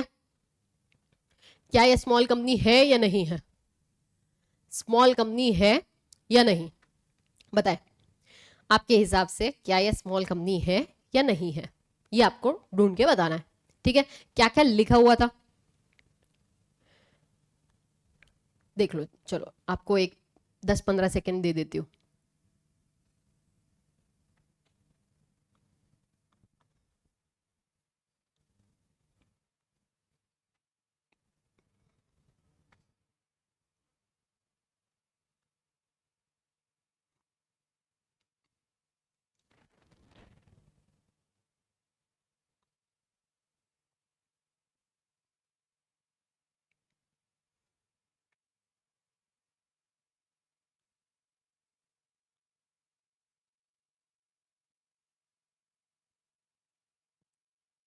चलो क्या क्या लिखा है देखा तुम लोगों ने, क्या क्या प्रोविजन में लिखा था रे। सबसे पहले प्रोविजन में लिखा है दैट एक कंपनी है जिसका नाम है STS प्राइवेट लिमिटेड। एक कंपनी है, ठीक है, किधर है स्पेस, इधर है। सबसे पहले कंपनी का नाम क्या है, STS प्राइवेट लिमिटेड, ये कंपनी का नाम है। फाइन। STS प्राइवेट लिमिटेड का टर्नओवर कितना है? टर्नओवर है 10 करोड़। कोई दिक्कत नहीं है क्योंकि अपने पास 40 करोड़ तक का लिमिट सेट है। आगे paid up share capital, paid up share capital कितना है? 1 करोड़ रुपए। 1 करोड़ में 1 लाख इक्विटी शेयर्स जो है वो है 100 करोड़ के, 100 रुपए के। 1 लाख इंटू 100 रुपए के। इसके बाद आउट ऑफ दिस 60,000, इसमें से ये जो 1 करोड़ रुपए दिया है इसमें से उन्होंने क्या लिखा, 60,000 इक्विटी शेयर्स, 60,000 इंटू 100 रुपीज, ठीक है, मतलब ऑलमोस्ट 60 लाख का जो शेयर कैपिटल है वो किसने किया है, किसने लिया है, इंफ्राटेक प्राइवेट लिमिटेड ने, इंफ्राटेक प्राइवेट लिमिटेड ने रखा है अपने पास। अब आपको बताना है क्या ये स्मॉल है या नहीं है। तो बहुत सारे स्टूडेंट्स क्या करते हैं कि देखो लिमिट जो है वो 4 और 40 है, तो 4 और 40 में तो बैठ रहा है, कोई दिक्कत ही नहीं है, बराबर, 4 और 40 में तो बैठ ही रहा है, कोई दिक्कत ही नहीं है। 4 करोड़ का पेड अप शेयर कैपिटल है, 40 करोड़ का टर्नओवर का लिमिट है, उसके विद इन लिमिट है, तो बोल दो कि हाँ ये स्मॉल कंपनी है। जो कि मेरे खुद के स्टूडेंट्स ने बहुत बार इतना मतलब बजा बजा के समझाने के बाद भी सेम मिस्टेक करी थी, ठीक है, इतनी बार मतलब स्पेसिफाई कर करके भी कि यार यहाँ पे गलती होगा, ध्यान रखना, बट फिर भी सेम मिस्टेक करते हैं। तो आपको बस पहला ध्यान ये रखना है कि जैसे ही आपको ये मिलेगा, जैसे ही आपको मिला कि कोई दूसरी कंपनी आपके कंपनी के शेयर्स को होल्ड कर रहा है, तो सबसे पहले देखो क्या होल्डिंग सब्सिडरी रिलेशन बन रहा है या नहीं, जो कि यहाँ पे हो रहा है। तो यहाँ पे बहुत क्लियर कट दिख रहा है तुमको कि यहाँ पे Infratech private limited will be consider as a holding company of STS private limited. तो जैसे होल्डिंग एंड सब्सिडरी रिलेशन आया, एक्सेप्शन आया, ये स्मॉल कंपनी नहीं कंसिडर की जाएगी। ये था तुम्हारा पहला आंसर। और दूसरा आता है ZX limited having a paid up share capital 3 और टर्नओवर जो है वो 35 करोड़ है। अब आपको समझना है, आप बोलोगे मैम इधर टर्नओवर के लिए इमीडिएटली प्रीसीडिंग फाइनेंशियल ईयर का है या इस साल का कुछ नहीं लिखा, तो अपने अज्यूम करने का कि ये इमीडिएटली प्रीसीडिंग फाइनेंशियल ईयर का है, पहला पॉइंट। दूसरा पॉइंट, इमीडिएटली मेंशन किया है preceding financial year, immediately preceding financial year mention किया या नहीं किया, फर्क ही नहीं पड़ रहा। व्हाई? बिकॉज कॉन्सेप्ट का जो फोकस है वो क्या है, पहले इस पे था होल्डिंग सब्सिडरी पे, और दूसरे इस पे जो फोकस है वो फोकस है ZX लिमिटेड पे। अगर आप ध्यान से देखोगे तो ये जो ZX लिमिटेड है ये पब्लिक कंपनी है, और जो स्मॉल कंपनी का सेक्शन है वो स्टार्ट ही ऐसे होता है that other than public company. तो ये अगर पब्लिक कंपनी है तो वैसे ही स्मॉल कंपनी का स्टेटस नहीं मिलेगा। क्यों स्मॉल कंपनी का स्टेटस नहीं मिलेगा? बिकॉज तुम प्राइवेट कंपनी नहीं हो, तुम पब्लिक कंपनी हो, तो पब्लिक कंपनी को वैसे ही स्मॉल कंपनी का स्टेटस नहीं मिलता है। तो ये पॉइंट आपको समझना पड़ेगा। इसीलिए जब आपको क्वेश्चन आए, क्वेश्चन को बहुत शांति से, ईमानदारी में, इज्जत में पढ़ना, स्पेशली जब एक्सेप्शंस आपके पास होते हैं कोई भी प्रोविजन के, ठीक है, क्योंकि एक वर्ड और पूरा गेम ओवर होता है। क्लियर है? अब जब इसका आंसर लिखना है तो क्या लिखोगे आप? पहले तो 4 मार्क्स के लिए पूरा प्रोविजन लिखना है। कौन सा? ये 285 का सेक्शन 2 क्लॉज 85 वाला पूरा का पूरा सेक्शन आपने मेंशन करना है। उसके बाद आप facts of the case analysis में लिख देना कि पहले इसमें लिख देना कि होल्डिंग सब्सिडरी रिलेशन है, ऐसा है वैसा है, इंफ्राटेक होल्डिंग बनेगा या सब्सिडरी बनेगा, अपने मन से लिखो, कोई दिक्कत नहीं, इधर कोई दिक्कत नहीं है, इधर नॉर्मल बस बेसिक इंग्लिश, अच्छा ग्रामर, बस इतना चाहिए। एंड एंड में कंक्लूजन, पहला वाला होल्डिंग रिलेशन, सब्सिडरी रिलेशन, सो एक्सेप्शन में आता है know small company and not a small company, and दूसरे इसमें लिख देने का that because since it's not a private limited company, it's a public limited company, and therefore small company this clause is not applicable to these kinds of company which are public limited company। ऐसा करके लिख दो, कुछ भी लिखो। यहाँ पे conclusion में बस आपको लैंग्वेज का जो मतलब है उसको नहीं बदलना है, बाकी वर्ड्स की हेरा फेरी चलती है, कोई दिक्कत नहीं। ये क्या कंप्लीट किया हम लोगों ने? ये कंप्लीट किया है स्मॉल कंपनी। अब हम लोग आगे बढ़ने वाले हैं जो कि है अगला type of company which is a private limited public limited company, जो कि लिखा हुआ है सेक्शन नंबर 271 में। तो सबसे पहला on the basis of members वाला जो हमारा चार्ट था, कहा गया वो चार्ट में जहां पे हम लोगों ने लिखा था on the basis of members, तो on the basis of members में मैंने यहाँ पे सेक्शन नंबर तब नहीं लिखे, अब लिख रही हूँ। सेक्शन नंबर 262 के हिसाब से 1% कंपनी था, दूसरा सेक्शन नंबर 268 के हिसाब से प्राइवेट लिमिटेड कंपनी था, तीसरा सेक्शन नंबर 2 क्लॉज 71 के हिसाब से पब्लिक लिमिटेड कंपनी अभी हम लोग देखने वाले हैं। एंड आखिरी जो बचा था, जो कि एक्स्ट्रा और एडिशन हुआ था, वो था स्मॉल कंपनी, जो कि है सेक्शन नंबर 2 क्लॉज 85 में। क्या ये पॉइंटर्स क्लियर है? सेक्शन नंबर क्लॉज नंबर के साथ आप लोगों के सामने रखे हुए। अब हम लोग पहले कंप्लीट करते हैं public limited company, and then उसके बाद वापस से एक बार थोड़ा सा टाइम जो बचा होगा उसमें और एक टाइप ऑफ कंपनी, छोटा मोटा चिट्र पिट्र, ज्यादा हेवी वाला नहीं, बिकॉज हेवी डोज में देख चुकी हूँ ऑलरेडी आप लोगों को, तो एक छोटा मोटा चिट्र पिट्र और देखेंगे एंड फिर उसके बाद रिवाइज करके फिर खत्म करेंगे, ठीक है। सबसे पहले इंपॉर्टेंटली पब्लिक कंपनी, क्या लिखा हुआ है पब्लिक कंपनी, बिकॉज आप लोगों ने प्राइवेट कंपनी पढ़ लिया, अब पब्लिक लिमिटेड कंपनी पढ़ना इतना कोई रॉकेट साइंस नहीं है। क्यों? क्योंकि public company means a company which is, public company means a company which is not a private company, ये स्टार्टिंग है। अब देखो विच is not a private company मतलब प्राइवेट कंपनी क्या है वो पता होना चाहिए, जो कि तुमको ऑलरेडी पता है। तो प्राइवेट लिमिटेड कंपनी के अलावा जो कंपनी है वो पब्लिक लिमिटेड कंपनी है, ठीक है, fine, no problem. And has a minimum paid up share capital as may be prescribed, ये भी समझ में आता है कि इसका जो पेड अप शेयर कैपिटल है वो एज में भी प्रिस्क्राइब होना चाहिए, जो कि आज तक प्रिस्क्राइब किया ही नहीं है। तो सिर्फ स्टेटमेंट लिखने के लिए अपन लिखेंगे दैट पब्लिक लिमिटेड कंपनी का मतलब क्या है, no private limited which is not a private limited company या other than private limited company, and दूसरा minimum paid up share capital as में भी प्रिस्क्राइब्ड। ये ठीक है, इसमें कोई इतना खास टेंशन वाला नहीं था। टेंशन वाला है अगला वाला लाइन, क्या लिखा हुआ है, प्रोवाइडेड दैट, मतलब exception, a company which is a subsidiary of a company not being a private company shall be deemed to be a public company for the purpose of this act where such subsidiary company continues to be a private company in its articles. Wow, what a line. वापस से एक बार, provided that a company which is a subsidiary company, a company which is a subsidiary company not being a private company, not being a private company मतलब public company है, ठीक है, shall be deemed to be a public company for the purpose of this act even when such subsidiary company continues to be a private company in its articles। का मतलब ये समझाना है that अगर आपकी कोई भी कंपनी जो कि एक होल्डिंग कंपनी है और उसकी एक सब्सिडरी कंपनी है, मतलब अज्यूम करते हैं कोई एक कंपनी है जो कि एक होल्डिंग है जिसने किसी दूसरी कंपनी का 70% लिया है जो कि सब्सिडरी कंपनी है।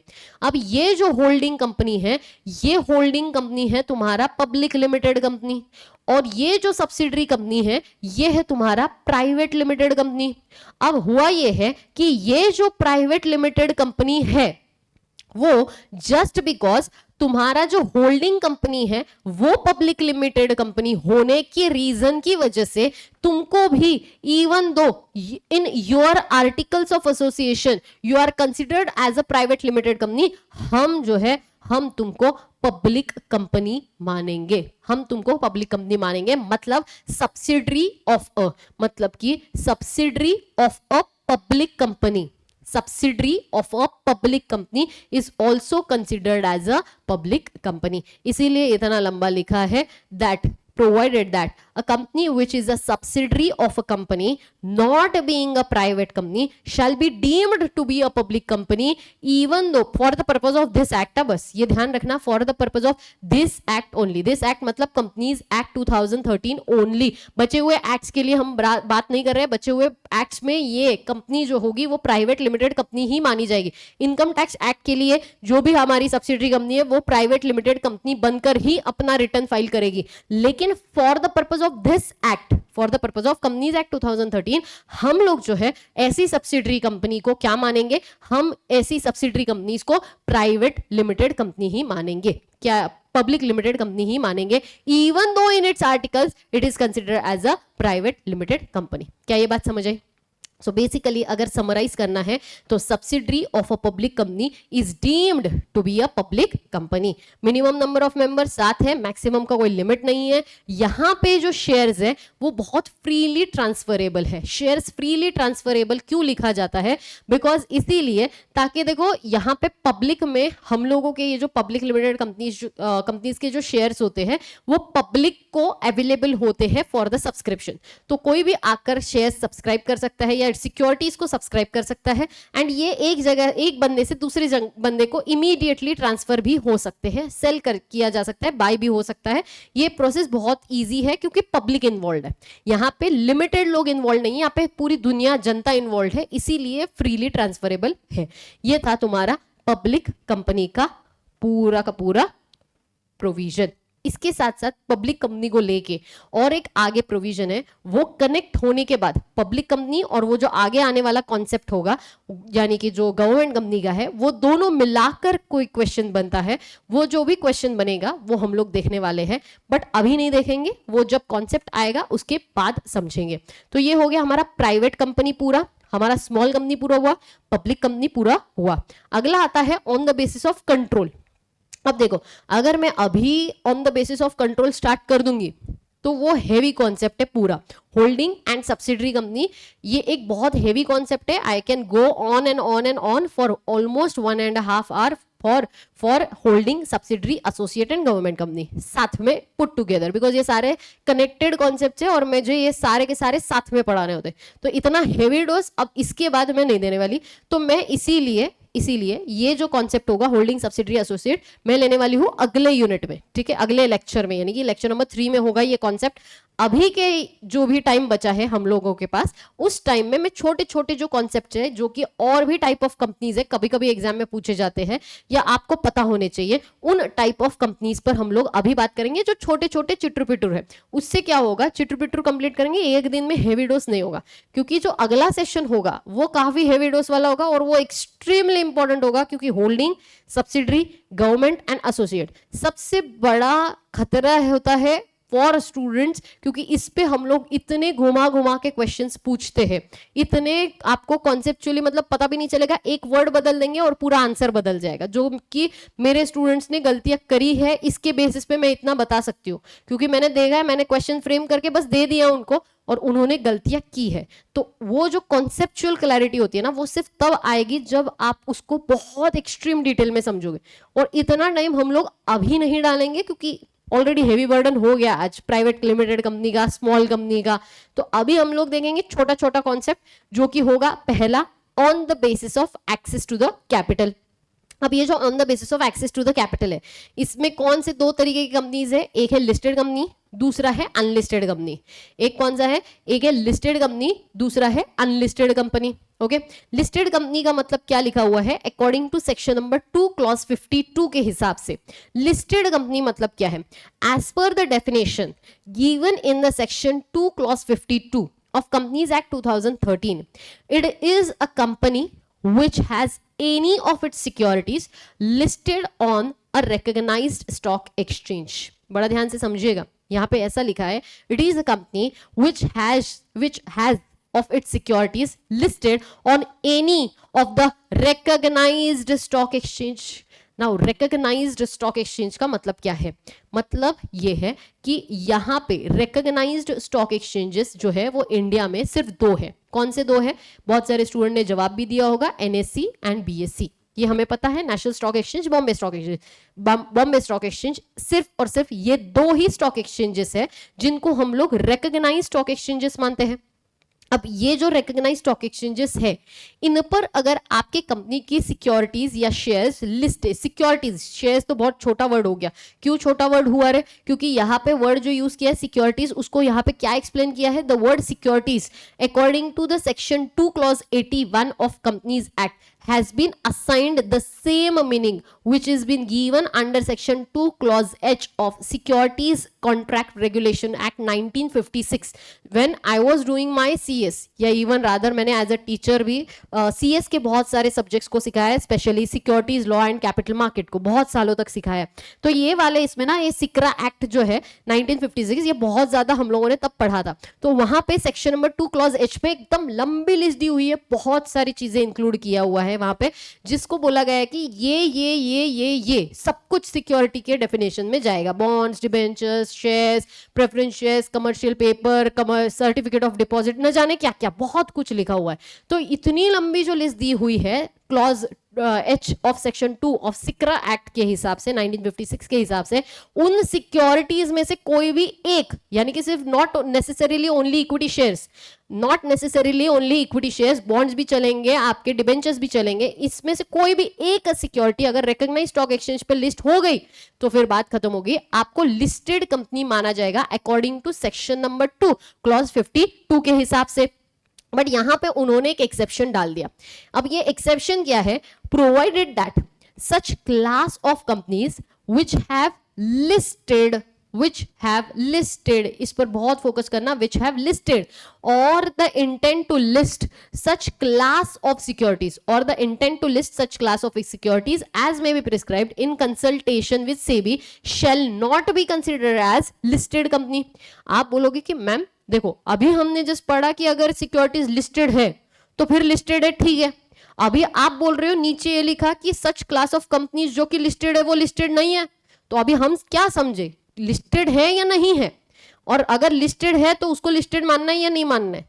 तो ये आपको जो कंफ्यूजन है वो मैं थोड़ा सा क्लियर कर देती हूँ. ये बहुत अलग कॉन्सेप्ट है थोड़ा सा. आपको पहले तो ये समझना है दैट सबसे पहला रिकॉग्नाइज्ड स्टॉक एक्सचेंजेस इंडिया में सिर्फ 2 है, और इनको रिकॉग्नाइज्ड स्टॉक एक्सचेंजेस क्यों बोलते हैं, बिकॉज इनके नेशन वाइड टर्मिनल है. आप बोलोगे नेशन वाइड टर्मिनल्स का मतलब क्या समझने का, कि पूरे all over India in 2 platforms पे बाय एंड सेल किया जाता है. बट ये जो नीचे जो प्रोवाइडेड दैट डाल के जो एक्सेप्शन डाला गया है, तो ये जो एक्सेप्शन है यहाँ पे लिखा है provided that such class of securities which have listed or intention of intended to list. तो ये तो बहुत इजी है अपने को समझने के लिए. कौन सा, intend to list such securities. तो intended to list such securities मतलब जो आईपीओ लेकर आना चाहते हैं वो कंपनीज, तो अभी तक तुम लिस्ट ही नहीं करे तुम्हारे शेयर्स को, तुम्हारी सिक्योरिटीज को, तो काय का तुम लिस्टेड कंपनी. तो वैसे तुम्हारा सिर्फ इंटेंशन है ना, इंटेंशन से क्या होता है, इसीलिए वो तो हटा दिया जाएगा, तो वो तो इजी है. बट ये जो कंपनीज होती है विच हैव लिस्टेड, ये कहां पे लिस्ट होती है, ये लिस्ट होती है जो छोटे छोटे स्टॉक एक्सचेंजेस है उन पे. मतलब क्या है, पुणे का अपना अलग एक स्टॉक एक्सचेंज है, मतलब ये listed company, only 2 terminals nation wide जो कि रिकॉग्नाइज्ड है. बट सिर्फ 2 स्टॉक एक्सचेंजेस है क्या इंडिया में, नहीं, 2 रिकॉग्नाइज्ड स्टॉक एक्सचेंजेस है. बट इसके अलावा और स्टॉक एक्सचेंजेस है इंडिया में, जैसे कि पुणे का स्टॉक एक्सचेंज, अहमदाबाद का स्टॉक एक्सचेंज. तो एग्जांपल के लिए अगर पुणे के स्टॉक एक्सचेंज पर आपके कंपनी की सिक्योरिटी लिस्ट है, तो इसका मतलब ये हुआ क्या कि रिकॉग्नाइज्ड स्टॉक एक्सचेंज है वो, नहीं. कहां पे लिस्ट है, पुणे के स्टॉक एक्सचेंज पे. तो इसीलिए अगर अगर अगर रिकॉग्नाइज्ड स्टॉक एक्सचेंज पे लिस्ट हो तो तुम लिस्टेड हो, ठीक है. लेकिन वही अगर पुणे के स्टॉक एक्सचेंज पे लिस्ट है, पुणे के स्टॉक एक्सचेंज पे लिस्ट है, तो आप लिस्टेड नहीं हो, क्योंकि पुणे का जो स्टॉक एक्सचेंज है उसको रिकॉग्नाइज्ड स्टॉक एक्सचेंज नहीं माना जाता. रिकॉग्नाइज्ड कब है, जब तुम्हारा नेशन वाइड टर्मिनल है, ये रिकॉग्नाइज्ड है. आपको पॉइंट समझ आया. रेगुलर लेक्चर में तो रिकॉग्नाइज्ड है, रेगुलर लेक्चर में तो और भी बहुत सारे पॉसिबिलिटीज में बताती हूँ, बट अभी के लिए बस कॉन्सेप्चुअल अंडरस्टैंडिंग के लिए जितना जरूरी है, बिकॉज इट्स एग्जाम ओरिएंटेड, तो जितना जरूरी है उतना मैंने बताया. इसमें और भी कैटेगरीज आते हैं, वो कैटेगरीज रेगुलर क्लास में हम लोग लेते हैं. अभी इतना जरूरी था कॉन्सेप्चुअली समझने के लिए, क्योंकि बच्चा कंफ्यूज होता है, मैं मुंह पर ये लिखा नीचे लिखा क्या समझे, इसीलिए मैंने बता दिया. ठीक है, ये समझ आया. ये कौन सी कंपनीज होंगी, लिस्टेड कंपनीज होगी, जो कि दिया है सेक्शन नंबर 2 क्लॉज 52 के हिसाब से. अब ये जो कंपनीज है जो अदर देन लिस्टेड है, अदर देन लिस्टेड कंपनीज को हम अनलिस्टेड मानेंगे, बात खत्म. तो other than listed companies are unlisted company. तो ये हो गया तुम्हारा on the basis of access to the capital. अब ये जो एक्सेस टू द कैपिटल वाला जो पार्ट है ये हम लोग लिख देंगे हमारा जो चार्ट है उसमें. कहाँ पे हमारा चार्ट, किधर गया हमारा चार्ट छोटा, हाँ यहाँ पे है. अभी हम लोगों ने क्या क्या देखा, देखो on the base of liability complete किया, फिर हम लोगों ने on the base of member किया, उसके बाद on the basis of holding करना है, लेकिन वो अभी नहीं किया हम लोगों ने. अभी हम लोगों ने क्या किया, on the basis of listing किया है. On the basis of listing 2 चीजें हैं, एक तो 252 है जहां पे लिस्टेड लिखा है, एंड अदर देन 252 है, यानी कि जो अनलिस्टेड, जो लिस्टेड नहीं है वो लिस्टेड है, वो अनलिस्टेड है. तो ये देख लिया, ये भी हम लोग देख चुके हैं. ये 2 क्लियर हुआ. अब आखिरी थोड़ा सा पार्ट जो कि अगेन चिटुर पिटुर ही है, एक इंपॉर्टेंट लेती हूं फिर चिटुर पिटुर ले लेंगे. ठीक है, एक इंपॉर्टेंट है. अगला कॉन्सेप्ट फॉरेन कंपनी का कॉन्सेप्ट. अगला कॉन्सेप्ट कौन सा है, फॉरेन कंपनी है, सेक्शन नंबर 2 क्लॉज 42 के हिसाब से. अब ये जो फॉरेन कंपनी है ये डेफिनेशन बहुत बार आप लोग देख चुके हो और बहुत सारे स्टूडेंट ने समझा भी होगा शायद से अच्छे से, बट फिर भी एक बार देखना बनता है. फॉरेन कंपनी का मतलब क्या है, that it means a company और बॉडी कॉर्पोरेट. पहले तो आपको समझना है फॉरेन कंपनी में बॉडी कॉर्पोरेट वर्ड इंक्लूड किया गया है. दूसरा आपको ये समझना है इट मीन्स एनी कंपनी और body corporate incorporated outside India. Incorporation कहाँ हुआ है? आउटसाइड इंडिया हुआ है. Which has a place of business in India whether by itself और through an agent, physically or through electronic mode, and conducts any business activity in India in any of the manner. अब ध्यान से समझना, यहां पे जो and लिखा है कि यहां पे तुम्हारा प्लेस भी होना चाहिए एंड तुमने बिजनेस एक्टिविटी भी करना चाहिए, ये जो एंड है, ये एंड का मतलब उनको ये समझाना है कि ऐसा जरूरी नहीं है कि तुम्हारा फिजिकली यहां पे ऑफिस ही हो. नहीं, तुम यहां पे वर्चुअली भी काम कर रहे हो, तुम्हारा फिजिकली कोई भी ऑफिस बिल्डिंग कुछ नहीं है, चलेगा.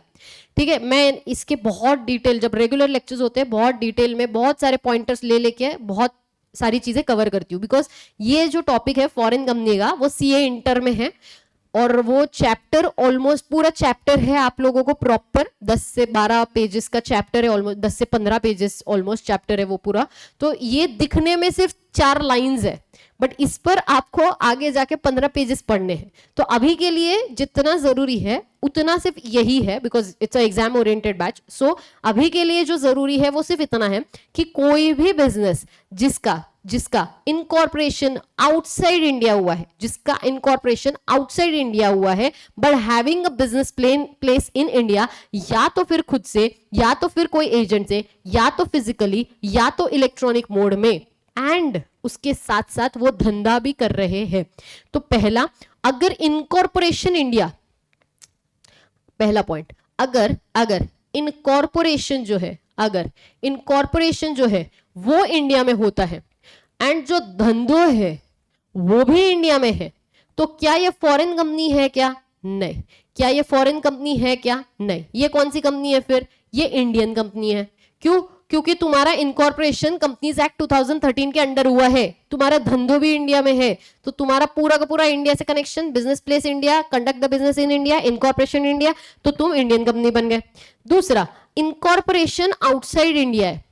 ठीक है, इनकॉर्पोरेशन आउटसाइड इंडिया है लेकिन धंधो इंडिया में कर रहे हो, या तो पूरा का पूरा धंधा अपना अकेले का लेकर आ गए, बना दिया कंपनी और चालू कर दिया अमेजॉन जैसे, या तो फिर किसी के साथ वेंचर में चालू किया जैसे कि स्टारबक्स जैसे.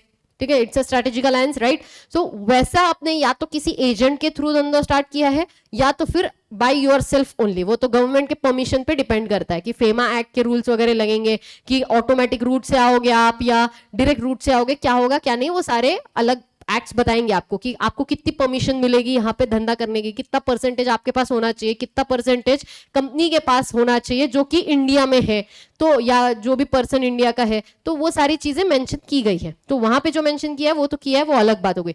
तो आपको ये समझना है कि अगर इनकॉर्पोरेशन आउटसाइड इंडिया हुआ है, अगर इनकॉर्पोरेशन आउटसाइड इंडिया हुआ है लेकिन धंधो इंडिया में कर रहे हैं, तो हम इसको फॉरेन कंपनी मानेंगे. अगर इनकॉर्पोरेशन आउटसाइड इंडिया है एंड धंधो भी आउटसाइड इंडिया है, हमारा कोई लेना देना नहीं है, ना ही हमारे लिए वो फॉरेन कंपनी है और ना ही हमारे लिए वो इंडियन कंपनी है. हमको उन कंपनीज के साथ कुछ भी नहीं करना क्योंकि वो धंधो भी बाहर कर रहे हैं, उनका लेन देन भी बाहर, इनकॉर्पोरेशन भी बाहर, सब कुछ बाहर, हमारा कोई संबंध नहीं आता है. तो यहाँ पे जो कंपनीज बताई जा रहे हैं वो कौन सी कंपनीज है? जिनका इनकॉर्पोरेशन आउटसाइड इंडिया है but having the business place in India either by itself or together with its or through an agent together with its subsidiaries बोलने की आदत लग गई, और through an agent either physically और इलेक्ट्रॉनिक मोड में, या तो खुद एक बड़ा सा बिल्डिंग लेके खड़ा कर दो या तो फिर इलेक्ट्रॉनिक मोड में, सॉफ्टवेयर वाली जो कंपनीज होती है इलेक्ट्रॉनिक मोड में आप धंधा करो, चलेगा. And conducts the business activity in India. तो अकॉर्डिंग टू सेक्शन नंबर 242 ये एक कंपनी होती है, type of company which is a foreign company. अब अगर बाकी के कंपनीज देखोगे ये कौन से हेड के अंडर आता है? अदर कंपनीज है, बहुत सारी है, जैसे कि गवर्नमेंट कंपनी है, फॉरेन है, सेक्शन 8 है, निधि कंपनी है, डोरमेंट है, पब्लिक फाइनेंशियल इंस्टीट्यूशंस है, ऐसे बहुत सारे और टाइप ऑफ कंपनीज है. तो उन अदर कंपनीज में आता है ये वाला टाइप. तो एक बार हम लोग हमारे चार्ट में जाएंगे. अब इस वाले चार्ट को और थोड़ा सा आगे बढ़ाते हैं. इस वाले चार्ट में पहले तो on the basis of holding हम लोग सीखने वाले हैं कल अगले सेशन में, या तो यू कैन से मतलब जो नेक्स्ट सेशन होगा सेशन नंबर 3, तो जो भी थर्ड लेक्चर होगा उसमें आएगा कौन कौन सा? होल्डिंग एंड सब्सिडरी, जिसका जो सेक्शन है 287 सेक्शन है. जो होल्डिंग सब्सिडरी आएगा, उसके बाद आएगा associate company, associate company section number 2 clause 6 के हिसाब से। उसके अलावा आएगा on the basis of, government company जो है वो अदर्स में ही जाता है, बट ठीक है मैं उसको अदर्स में ही अभी के लिए तो डाल रही हूँ, बट एक्चुअल में वैसे अदर्स में नहीं लिखना चाहिए मैंने, बट ठीक है। एक तो आएगा गवर्नमेंट कंपनी, एक आएगा सेक्शन 8 कंपनी, एक आएगा निधि कंपनी, एक आएगा फॉरेन कंपनी, ठीक है, एक आएगा डॉर्मेंट कंपनी, ऐसे बहुत सारे आते रहेंगे। अभी हम लोगों ने क्या कंप्लीट किया है, सिर्फ फॉरेन कंपनीज को कंप्लीट किया है बस, बाकी के बचे हैं, तो बाकी अदर्स जो है वो हम लोग आगे बाद में कंप्लीट करेंगे। तो without wasting time I guess so अभी के लिए इतना काफी है। एक बार पूरा रिवाइज करेंगे जहां जहां पर भी जो जो हुआ था वो, यानी कि कल का सेशन तो हमने स्टार्टिंग में रिवाइज कर लिया है, तो स्टार्टिंग वाला नहीं, बट हाँ आज जितना भी हम लोगों ने किया पूरा रिवाइज करेंगे एंड उसके बाद ही हमारा सेशन खत्म होगा। तो आज हम लोगों ने कहां फोकस किया, आज हम लोगों ने फोकस किया था private company, public company and small company सबसे इंपॉर्टेंटली। उसके अलावा जो भी देखा उसमें था फॉरेन कंपनी, जो कि एक बहुत छोटा सा सेक्शन था, and listed and unlisted company. तो ये जो लिस्टेड अनलिस्टेड ये जो भी 3 4 5 टाइप के हमने देखे वन बाय वन। सबसे इंपॉर्टेंट, सबसे पहला private limited company, section number कौन सा है, सेक्शन है 268 के हिसाब से। प्राइवेट कंपनी मतलब क्या है, प्राइवेट कंपनी मतलब अदर देन, देखो ट्राई करो कि किताबें बंद रखे, रिकॉल करने की कोशिश करो, किताबों में थोड़ा कम देखना, क्योंकि आपके सबकॉन्शियस माइंड को पता है कि सामने किताब खुली है, तो कितना भी आप कोशिश कर लो, आप थोड़ा सा ही सही, लेकिन आपका ध्यान वहां पे जाता ही है। ये याद नहीं आया, माइंड अपने आप उधर, अपने आप आपका ध्यान जाएगा, फिर आपको लगेगा हाँ याद आया तो मतलब हमको आता है, ऐसा नहीं है। तो इसीलिए ट्राई करो, रिकॉल करो आप, ठीक है। सेक्शन नंबर 2 क्लॉज 68 के हिसाब से प्राइवेट कंपनी का मतलब क्या लिखा था, सबसे पहला any company whose minimum paid up share capital as may be prescribe, जो कि प्रिस्क्राइब है ही नहीं, तो बात ही खत्म हो गई। तो पब्लिक कंपनी, लेकिन ऐसी कंपनी हुज आर्टिकल्स ABC जो भी उन्होंने लिखा हुआ है, 1 2 3 जो भी उन्होंने लिखा है वो स्पेसिफाई करता है। सबसे पहला restrict the transfer of shares. दूसरा मैंने आपको समझाया that prohibits the invitation from public of prohibition on invitation to the securities by a public. तो जब भी कभी आप पब्लिक को इनवाइट करोगे for subscribing the securities, not allowed. तीसरा हमने देखा that except in case of 1 person company, maximum number of members जो होंगे वो 200 होंगे। वो जो 200 मेंबर्स है उसमें provided that and provided further that है। प्रोवाइडेड दैट मतलब क्या है, where 1 or more of the members jointly holds only one security और any shares, any number of shares. तो हम इन 2 या उनसे ज्यादा जितने भी है जो जॉइंटली होल्ड करते हैं उनको सिंगल मेंबर ही मानेंगे। एंड प्रोवाइडेड फर्दर दैट जो भी एम्प्लॉइज, प्रेजेंट एम्प्लॉइज है, मतलब क्या लिखा था, the employees who are in the employment and who were in the employment and cease to be the employ, however continues to be a member, then in that situation, ऐसे situation में हम उनको क्या मानेंगे, हम उन जितने भी मेंबर्स थे जो एम्प्लॉइज है उनको हम लोग काउंट नहीं करेंगे। क्या ये बात समझ आई, 200 में वो काउंट नहीं होंगे। इसके बाद आगे ये हो गया प्राइवेट लिमिटेड कंपनी। आगे जाके आएंगे, आगे जाके हम लोग को बात करनी है small company, section number 285। Small company का मतलब क्या सिखाया था, दैट 285 के हिसाब से any company whose paid up share capital, पहले तो लिखना है अदर देन पब्लिक कंपनी, पहले तो दिमाग में डालना है अदर देन पब्लिक कंपनी। दूसरा लिखना है whose paid up share capital does not exceed 4 crore, whose paid up share capital does not exceed 4 crore or such higher amount not exceeding 10 CR as may be prescribed, and turnover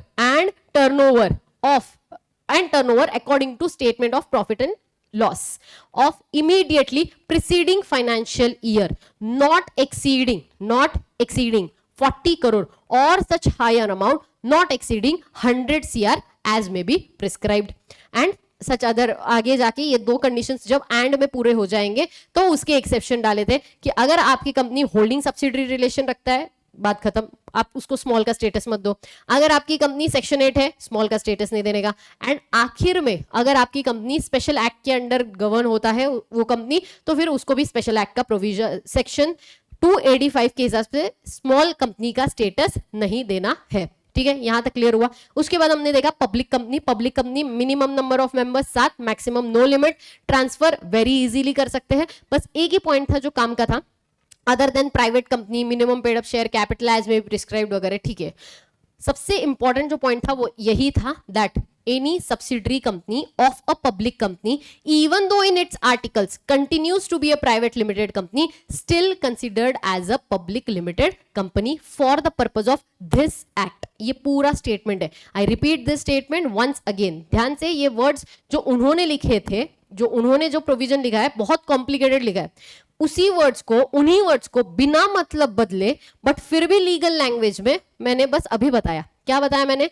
any subsidiary company of a public limited company even though in its articles continues to be a private limited company for the purpose of this act considered as a public limited company। ये बात ध्यान से कर लेना। ये हो गया तुम्हारा पब्लिक कंपनी। उसके बाद हमने देखा लिस्टिंग का, लिस्टेड कंपनी यानी unlisted company. On the base of listing listed company कब माना जाता है? According to section number 2 clause 52 के हिसाब से लिस्टेड कंपनी का मतलब है एक ऐसी कंपनी जिसके शेयर्स या जिसके सिक्योरिटीज जो है वो लिस्टेड है on any recognised stock exchange. But however provided that if you are considering about unlisted company, तो अनलिस्टेड कंपनी में ये लिखा था अदर देन लिस्टेड कंपनी जो होंगे वो होंगे अनलिस्टेड। अब जो लिस्टेड कंपनी है उसमें एक प्रोवाइडेड दैट आप लोगों ने देखा, और वो प्रोवाइडेड दैट ये था कि अगर आपकी कंपनी लिस्टेड है या अगर आपकी कंपनी का इंटेंशन है टू लिस्ट, अगर आपकी कंपनी लिस्टेड है on any of the stock exchange और intention of listing the securities, then हम उनको लिस्टेड नहीं मानेंगे इन कंसल्टेशन विद सेबी। ये आप लोगों ने समझा, मैंने आप लोगों को बहुत स्पेसिफिकली बताया recognised stock exchange and stock exchange के बीच का फर्क क्या है।